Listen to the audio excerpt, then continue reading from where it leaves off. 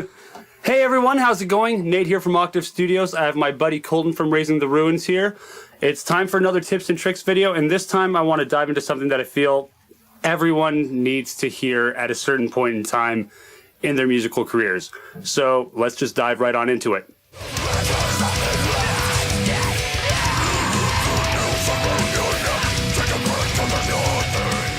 Okay, so first and foremost, let me cut to the chase here. What you enjoy listening to doesn't matter. And I don't mean that in a negative way. I mean, like, it's the most important thing to you, and you need to accept that because you probably take a lot out of it musically. But after a certain point in time, I've noticed something. I've noticed it in myself. I've noticed it in friends.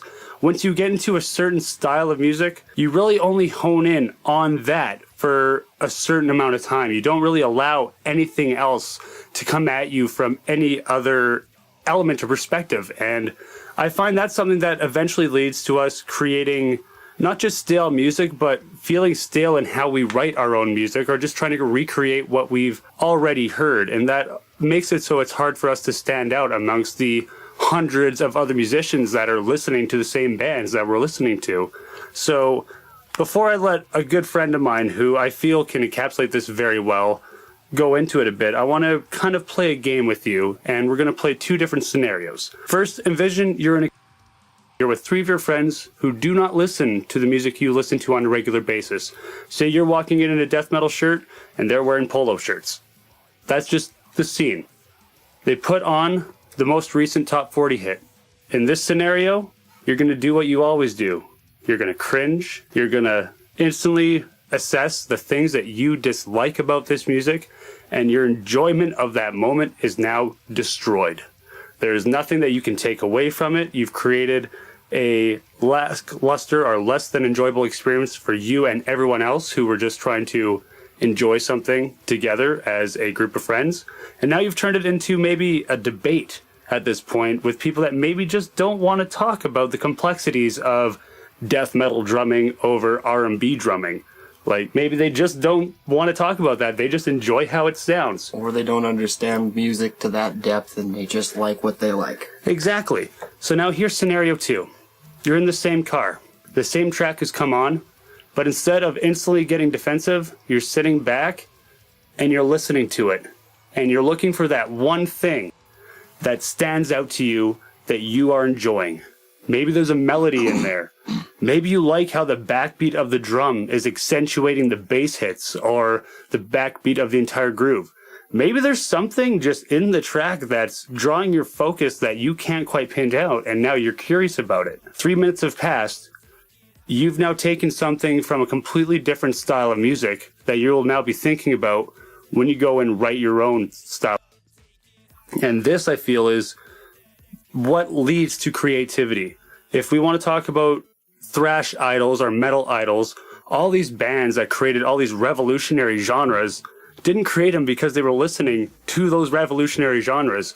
They were listening to 2 or 3 different styles of music and found a way to mold them and throw them together. And that's how we got some of this intense creativity throughout the 70s and 80s and even 90s, when it turned from going overly complex to stripping it down to its bare bones nature.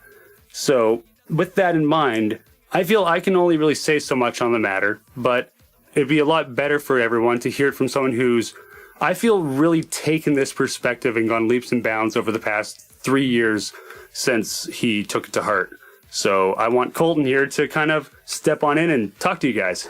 Yeah, and I think this was what was kind of funny for me in this kind of adventure musically, was realizing that I still was holding on to old habits that were kind of in like the elitist mentality, I guess. Like, you know, as much as I thought I got out of the thrash or death, you know, things of that nature, all of the old school 80s and 70s genres were the things that ruled over a lot of the friend circles that I was kind of growing in musically. And nowadays, you know, I think I was probably about 20 and we were sitting in my house and we were having a very not heated, actually. It was a conversation that kind of turned into a debate where Nate here was talking about basically what he's just mentioned is like that second scenario where you're sitting in the car and you've actually tried to take something from this that where you would normally shut down and hit the cringe phase, change the station, turn it right onto mute if you can't do, if all else fails. But, that was me. I had fully admitted it, and I couldn't admit the ignorance behind why I would do that. I could just admit that, this genre of music that, me and most of my friends hate anyways was bad. So that's fine. We'll leave it at that. And Nate kind of put it into my perspective that maybe I should start to, look for this one element or nuance within a song that I normally cringe at and find a way to just get through it in a more positive way. In doing so, I just found myself actually full on enjoying more genres of music, subgenres within them, and going down into, where I came from. Being in my first band was a thrash project. That's where a lot of that mentality formed. Growing into joining into a more hardcore, gent, metalcore, modernized new metal genre, I guess, there's so many that people like to throw around. I did take a lot of that advice and ran with it, as stubborn as I was in the initial conversation, admittedly, I definitely took something from it, and I appreciate, having that moment to have someone really put me in check and tell me, you can't just hate everything that you hear just because it's shit, whatever reason or way. And it kind of led me to that scenario where you're in the first scenario and you're sitting in the car and someone puts on something that they enjoy. And now you've created this personal barrier, relationship-wise, maybe, by just being judgmental about what they are enjoying. Or, you've made them feel awkward and not want to ever show you what they're into. You know what I mean? It can completely ruin friendships. I know that a lot of people just think that alternative music is not their thing, and a lot of people won't hang out with you if they know you're a death metal fan. It also makes it harder for you to share with them if they feel that you can't relate and enjoy what they enjoy, or at least respect what they enjoy. Yeah. Because, connection is the biggest thing with music, and they're your friends. So at the same rate, when you release new music, regardless of if they're really into it or not, they're probably the first people you want to share because they've been watching you do this, and you want to keep that open because music's a very interesting, creative, and expansive way of communication and feeling. And if you can't keep that barrier open on a bunch of different levels, on top of just being able to listen with your friends, if you're trying to make music and connect with people, you're almost completely butchering the second half of that entire process by creating a roadblock for yourself. Yeah, it's a rift that's being made right there. And I think that it can even accentuate that whole scenario, this hatred for whatever music a person hates. It can really accentuate to the boundaries of elitism that we've kind of seen. I'm sure anybody that plays music in any sense has kind of, probably come across somebody who thinks that, you're, especially if you're playing something newer from today for subgenre influence wise. You're running into a guy who's really into his old thrash metal, born in the 70s.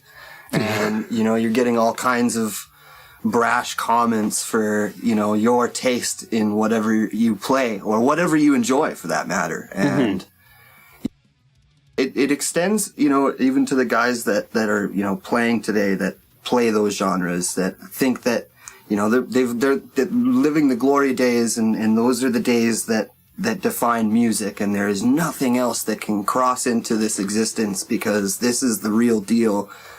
Nothing else matters, and it's not an inclusive place to live in, you know what I mean, if you have a lot of that going on in any community. And I think that this scene, especially, one thing that I'm really appreciative of is that it's grown to become more of a tight-knit community. I think everybody, even if they've had their beefs in the past, has grown to, still support each other, or, just not shit on each other. Yeah. We over don't each other's differences musically anymore. And that's something that I think is a maturity level that this city needed as a level up. And I think that it's something that everybody should bear in mind when they're getting into music, or when they're listening to somebody else's music especially, is just that non-judgmental approach to it. You know, try to take something positive from it, even if you don't like it. Couldn't have said it better. That's really what it is. And like Colton was saying, the mentalities transcend the bands and the people in them. If you have a group mindset that only what you have is best, you're not going to allow it to grow and expand into what you envision it as. Versus if you become that inclusive community that enjoys the expression of music and allows branching out to happen and shows mutual respect for your comrades in this art, I think everyone will start to grow and prosper. And I think the reason we see certain scenes prosper in the way they do is because they adapt that mentality right off the hop. And so please keep all that in mind. Please go check out Colton's band, Raising the Ruins. They have a single called Good Riddance on Spotify and all other streaming services. So go check them out if you're into that progressive metalcore gent stuff. It's pretty good stuff. Alternative Waves is coming up June 21st and 22nd at the Mainliner Pub and Corona Tavern here in Medicine Hat, Alberta. Raising the Ruins will be playing. So come on down, support us, enjoy a bunch of music, and we'll see you next week. You can't stop